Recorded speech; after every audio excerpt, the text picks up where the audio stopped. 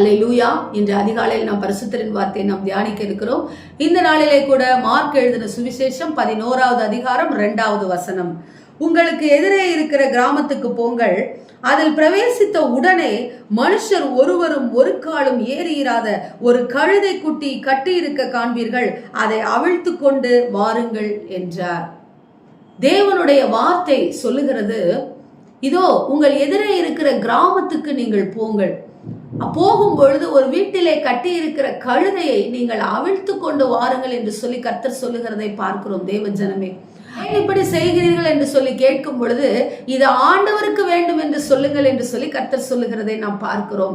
பாருங்கள், பெயர் குறிப்பிடவில்லை, வீட்டினுடைய அந்த எஜமான் பெயர் என்னவென்று தெரியவில்லை, ஆனால் அவன் தேவனுக்கென்று ஒரு கழுதை குட்டியை ஆயத்தமாய் வைத்திருக்கிறதை நாம் பார்க்கிறோம்.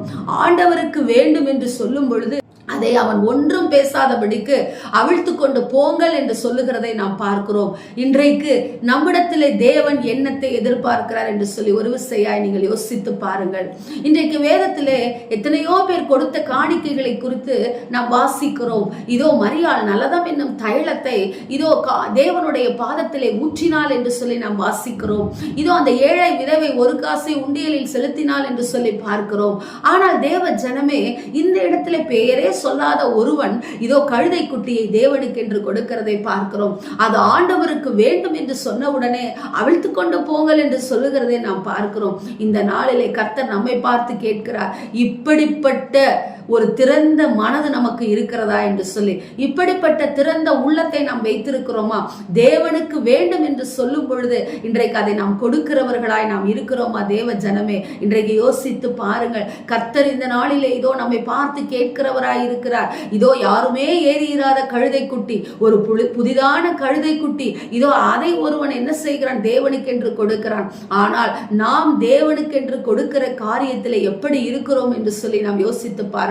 பழையதையும் கிழிந்ததையும் இதோ தேவையில்லாததையும் நமக்கென்று வைத்துக் கொண்டுதானே நாம் கொடுக்கிறவர்களாய் இருக்கிறோம். தேவ ஜனமே, இந்த கழுதை குட்டியை கட்டி இருந்தவன் இந்த கழுதை குட்டியினால் வரும் லாபத்தை விட தேவனால் எனக்கு கிடைக்கிற லாபம் பெரிது என்று சொல்லி எண்ணிதான் இதோ அந்த கழுதை குட்டியை அவன் கொடுத்திருப்பான். ஒரு விசையாய் சிந்தித்து பாருங்கள். சாரிபாத் விதவையை குறித்து நாம் வாசிக்கிறோம். கடைசி கொஞ்சம் மாவிலே எலியாவுக்கு அவள் அடை செய்து கொடுக்கிறாள். அதை தேவன் நினைவிலை வைத்திருந்தார். இதோ பஞ்சகாலம் முடியும் வரைக்கும் அவளுடைய மாவும் தீர்ந்து போகவில்லை, எண்ணெய் களஞ்சியமும் குறையவில்லை என்று சொல்லி நாம் வாசிக்கிறோம். தேவ ஜனமே, இன்றைக்கும் கர்த்தர் நாம் கொடுக்கிற காரியங்களை கண்ணேறிட்டு பார்த்து கொண்டிருக்கிறார். எப்படி பார்த்து கொண்டிருக்கிறார்? நாம் கொடுக்கிறோம், ஆனால் இருதயத்தை திறந்து கொடுக்கிறோமா? இருதயத்தை திறந்து தேவனுக்கென்று கொடுக்கிறோமா என்று சொல்லி பார்த்து கொண்டிருக்கிறார். தேவ ஜனமே, இல்லை இல்லை, ஒரு பொருத்தனையாக ஒரு கட்டாயத்தின் பேரிலே நாம் கொடுக்கிறவர்களாய் இருக்கிறோமா?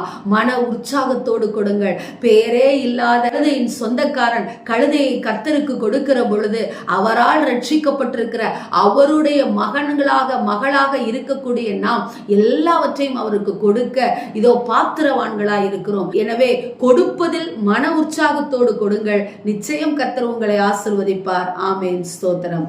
தகப்பனே, இந்த அதிகாலையிலே ராஜா கொடுக்கிறவர்களாய் கொடுப்பதில் ஆண்டவரே, இந்த அப்பா கழுதைக்கு சொந்தக்காரன் எப்படி ஆண்டவரை உடனே சொன்னானோ அதுபோல நாங்கள் காலம் தாழ்த்தாதபடி ஆண்டவரே எங்கள் இருதயத்தில் உமக்கென்று கொடுக்க வேண்டும் என்று சொல்லி ஆண்டவரை தோணுகிற காரியங்கள், நீர் எங்களோடு கூட பேசி இருக்கிற காரியங்களை உடனே செய்ய எங்கள் இருதயத்தை திறந்து கொடும். இந்த அதிகாலை நேரத்திலே ஆண்டவரே நாங்கள் கொடுக்காததினால் வந்த சாபங்களையும் பாவங்களையும் மன்னித்து எங்களுடைய கட்டுகளிலிருந்து எங்களை விடுதலையாக்கும் நல்ல பிதாவே. ஆமென். Praise the Lord. Hallelujah.